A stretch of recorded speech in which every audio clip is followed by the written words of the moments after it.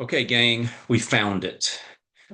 We found the chapter that we've been looking for a year, and it is the last chapter of New Testament Greek. It's not the last chapter in the textbook, but it is the last chapter you will learn under my tutelage. So we're going to move pretty quickly.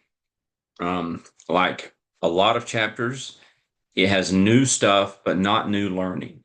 So you're going to employ the same method of learning that you've had to employ time and again. The difference this time is I know that there's been so much that we've said about participles, about translation, and we're going to keep some of that where you're going to have to translate according to context.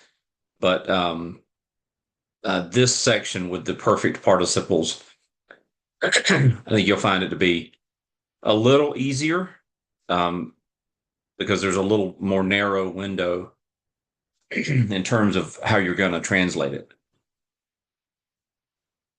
So let's just get started. Kind of look at an overview. And by the way, I'll say it for the 10,000th time. If you have not read through the chapter, pause this lecture and read through chapter 30 in your textbook. So we're talking about what the author of the textbook calls combinative or combinative participles. You'll find it almost everywhere else as perfect participles. And we're also going to look at genitive absolutes and one more section. But when it comes to perfect participles, these are going to be formed from the perfect tense stem and built with reduplication. And I'll show you where to go in just a minute to get a refresher on reduplication. The meaning of the perfect participle is it is a completed past action with present consequences. And I don't think I have to beat that drum too hard for you to see the theological implications with really translating these correctly. If it's a completed past action with present consequences, then that sounds a lot like Christian theology to me. So the way that you're going to translate the perfect participle, you're going to put after having, and then whatever the verb is, right? The past participle of the verb.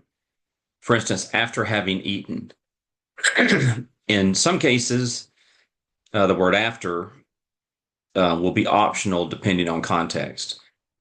But when you're translating the perfect participle, start out with trying to incorporate after because it is a past action with present consequences.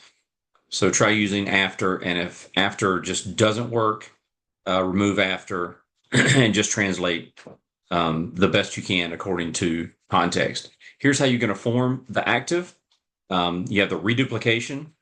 So if you will see section 25.6 in your textbook, that'll give you a reminder, or a refresher rather, of reduplication.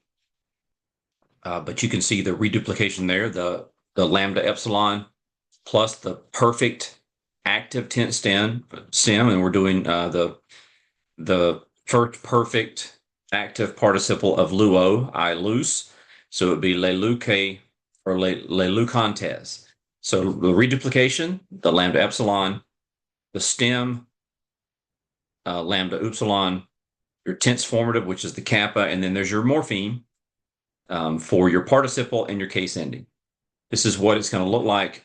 You can see that on page 339 in section 30.6. So this would be your paradigm for your first perfect active participle.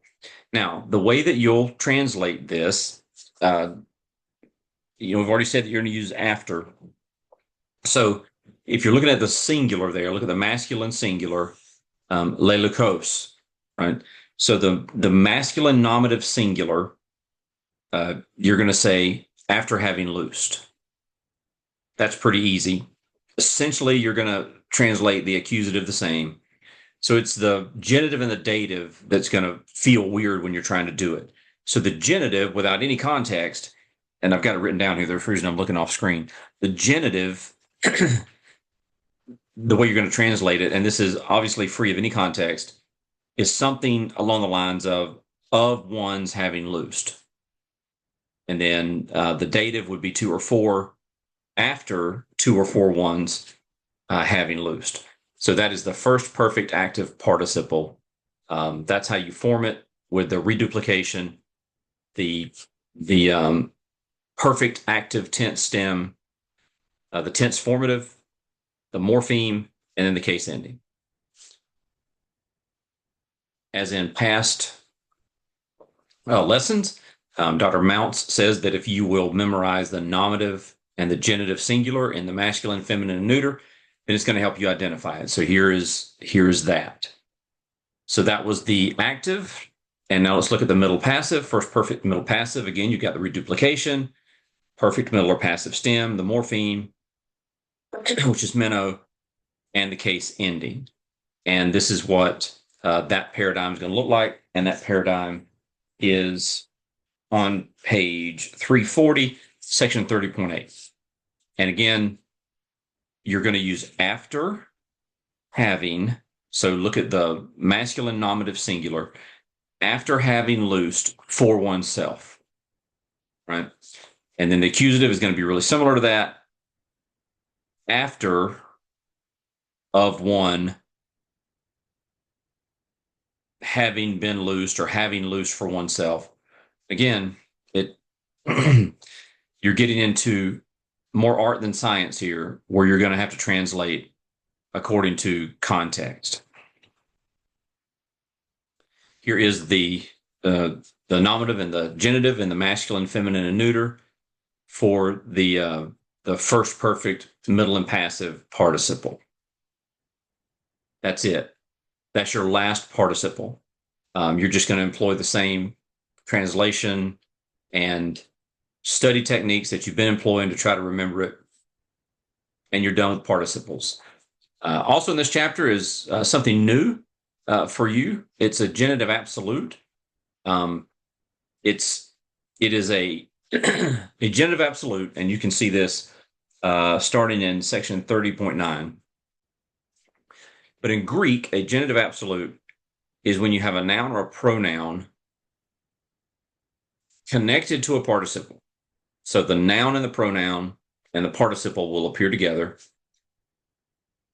in the genitive case, both the noun and the participle in the genitive case, but they won't be grammatically connected to anything else in the sentence. So essentially, you'll treat the translation of the genitive absolute as if it were the subject of the participle. And there's a really good explanation here in 30.9. I really couldn't add to it, so we'll just look at what Dr. Mounce has to say here. In other words, there will be no word elsewhere in the sentence that the participle modifies. The word in the genitive will act as if it were the subject of the participle. And you can see the two examples he's got on page 341, while he is still speaking in the first sentence and after the demon had gone out in the second sentence. But a genitive absolute, if you see a noun or pronoun and a participle in the genitive, but they're not connected to any other word in the sentence, then that's going to be a genitive absolute. There's some hints to fleshing out these genitive absolutes. The subject of the participle, meaning the noun or pronoun that goes with the participle, will not be the subject of the main verb in the sentence. So it won't go with the main verb. It'll feel weird. You'll try to translate it with the main verb, and you're like, what is this? If you see that, and there's a participle in the genitive connected to it, then you're like, this is a genitive absolute. It's always going to be adverbial, which means there's not going to be any article. So no article. The majority of the genitive absolutes use the imperfective present participle. A lot of times you'll see it at the beginning of a sentence that starts a narrative, and you'll often see autou and laleo, lego, or genomai. Translation hints on 30.12. I think this is so funny. When I read over it, I thought, well, students are going to love this. So I underlined it. All this time, I've been telling you that your English sentences have to make sense. Like if you translate from Greek into English, it should make sense. With a genitive absolute, there is the possibility that you're going to translate it and it's not going to feel like it makes any sense. This is the only time in this textbook where Dr. Mounce gives you the freedom to translate something where it may not make perfect sense. And this is in 30.11. He says the translation of the genitive absolute is idiomatic. You can't translate word for word. See what it says in Greek and then say the same basic thing in English, trying to emphasize the aspect of the participle. If you use an absolute construction in your translation, your English will actually be poor English. But for the time being, this is okay. So you're going to get some grace on the genitive absolutes. And then the guidelines below in 30.12, and you see some examples there. Last thing you'll learn in this class, starting on page 343, is the periphrastic construction. Periphrastic comes from a phrase that means in a roundabout way. So it is in Greek a way of saying something without saying it directly. And before the New Testament was ever written, maybe decades before the New Testament was ever written, there was a grammatical purpose for this. But by the time the New Testament was written, that purpose has sort of fallen away. And so you're really just going to translate it as a regular verb. But when you see, and we're going to look at the various forms in just a minute, but when you see a form of a me plus a participle that's stating a single idea, this is a periphrastic construction. And it emphasizes continuous aspect, or at least originally it did, but that sort of had fallen away by the time the New Testament was written. So you're just going to translate it as a regular verb. You're going to find these periphrastic constructions in the third plural perfect and the middle passive, and you'll often find words in between. This is a cheat sheet for the different constructions that you'll see of the periphrastic construction or periphrastic phrase. If it's present, you're going to see the present of a me and then the present participle. If it's in the imperfect of a me, present participle. Future, the future of a me, plus the present participle. And then perfect. Perfect would be present of a me, pluperfect, imperfect of a me, and future perfect, future of a me, all with the perfect participle.